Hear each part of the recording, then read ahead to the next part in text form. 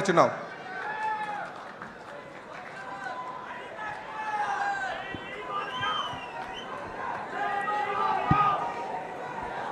అందరికీ నమస్కారం. జై తెలుగుదేశం. ఈ మాట వింటేనే నీతి నిజాయితీ కలిగిన తెలుగుదేశం పార్టీ గుండెలు ఉప్పొంగాల, అవినీతి పార్టీలో కూరుకుపోయిన మనుషులకి గుండెలో రైళ్లు పరిగెట్టాలా. అదే నినాదం అంటే మరొక్కసారి జై తెలుగుదేశం. రాజకీయ చరిత్రలో స్వతంత్రం వచ్చిన తర్వాత నుంచి అన్నగారిపోయిన తెలుగు ప్రజల అభిష్టాన్ని తెలుసుకొని సంక్షేమం గురించి, అభివృద్ధి గురించి, తెలుగు జాతి గౌరవం గురించి అలనాడు స్వర్గీయ ఎన్టీ రామారావు గారు పెట్టిన ఒక పార్టీ, అదే ఒక చరిత్ర, అదే ఆ తెలుగుదేశం పార్టీ.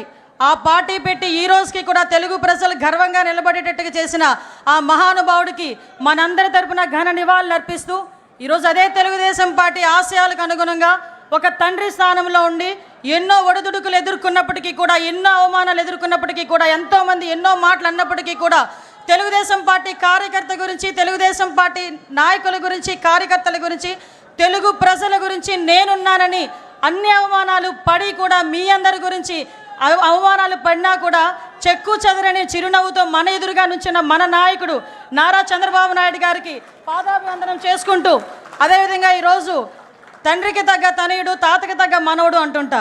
మొన్నైతే తండ్రికి తగ్గ తనయుడని చాలా సందర్భాల్లో నేను నిరూపించిన నా సోదరుడు లోకేష్ బాబు గారు మొన్న మానవత్వం, తెలుగుదేశం పార్టీ అంటేనే మానవత్వంతో కూడిన పార్టీ అని తాతకి తగ్గ తనయుడిగా మొన్ననే నిరూపించిన తను తన సొంత ఖర్చులతో అవయవ దానం చేసిన ఒక గుండె మార్పిడి విషయంలో ముందుకొచ్చి నడిపించిన వ్యక్తి నా సోదరుడు అని గర్వంగా చెప్పుకునే మా జాతీయ ప్రధాన కార్యదర్శి నాలా లోకేష్ బాబు గారికి, అదేవిధంగా రాష్ట్ర పార్టీ అధ్యక్షులు పల్లా శ్రీనివాసరావు గారికి, ముఖ్యంగా ఈ వేదికను అలంకరించిన అతిరథ మహారథులు.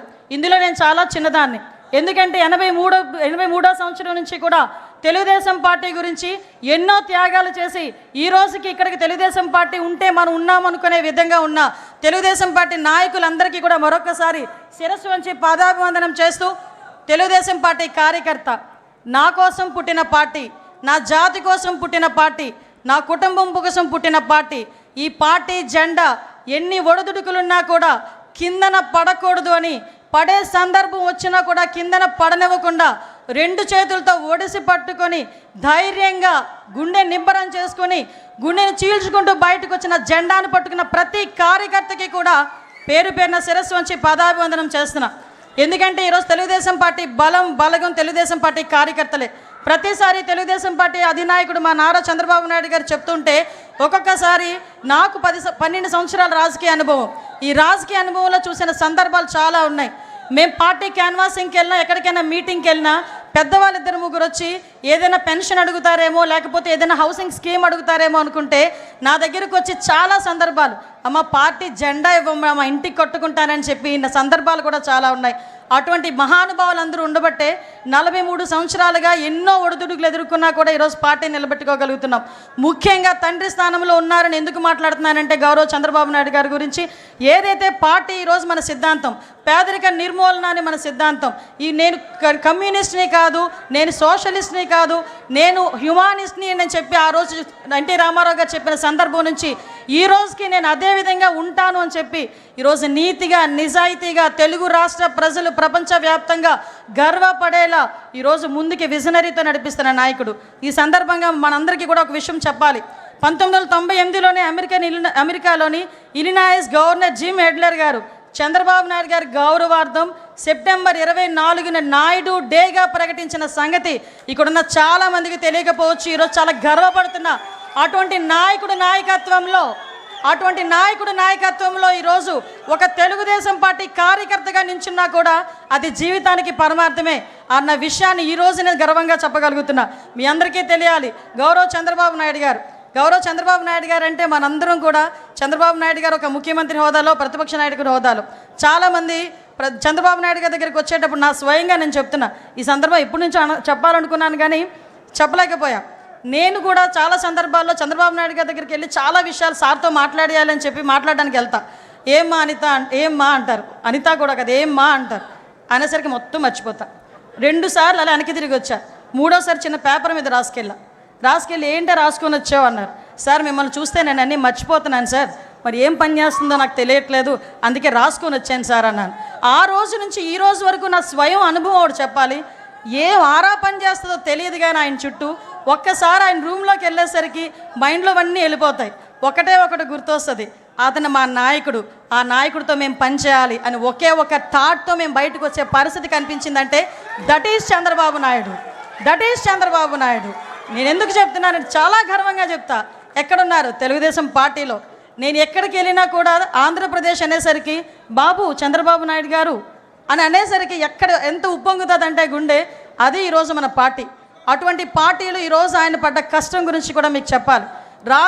రోజుకి ప్రతిపక్షంలో ఉండేటప్పుడు అలాగే కష్టపడతారు, అధికారంలోకి వచ్చిన తర్వాత అంతకన్నా ఎక్కువ కష్టపడే వ్యక్తి. ఎందుకంటే మీ అందరికీ తెలుసు చంద్రబాబు నాయుడు గారు, మాకన్నా బాగా మీకే తెలుసు. కానీ ఇప్పుడు అతి దగ్గరగా చూస్తుంటే చాలామంది అతని వయసు గురించి మాట్లాడతారు, ఏజ్ జస్ట్ నెంబర్ అని చెప్పి నిరూపించిన వ్యక్తి ఆయన.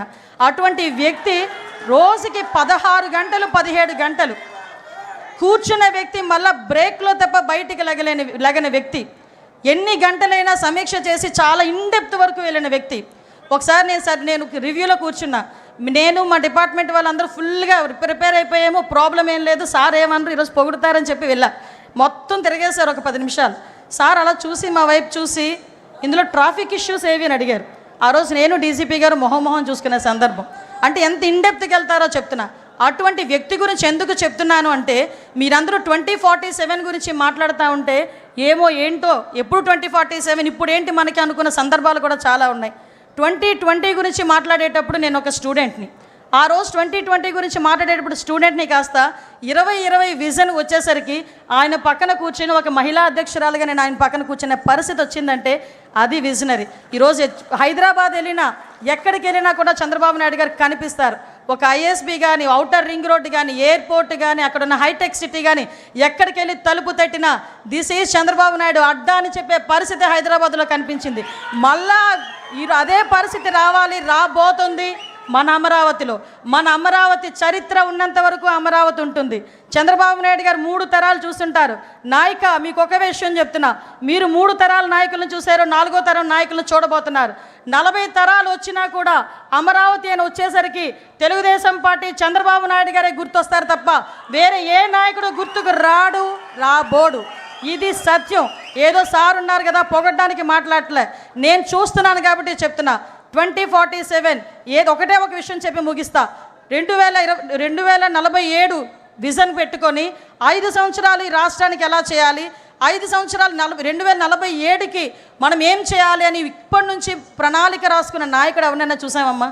మనమే ఇంట్లోనే ఉన్న పద్దులు రాసుకోము, సంవత్సరానికి సరిపడి ఏం కావాలి, ఏం చేయాలి, నా పిల్లడు ఏం చేయాలి మాట్లాడుకోము.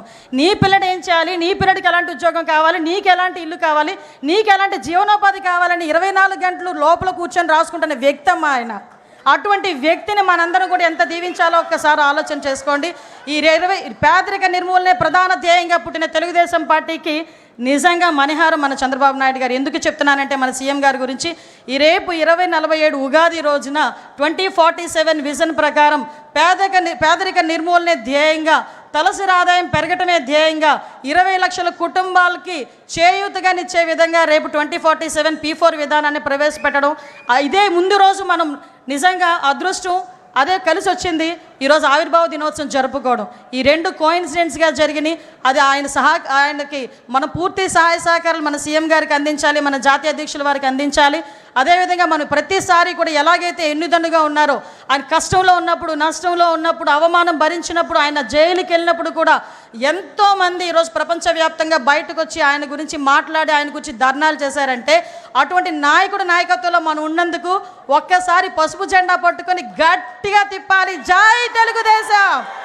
ఈ అవకాశం ఇచ్చిన ప్రతి ఒక్కరికి కూడా ధన్యవాదాలు తెలియజేసుకుంటూ సెలవు తీసుకుంటున్నాను. జై హింద్.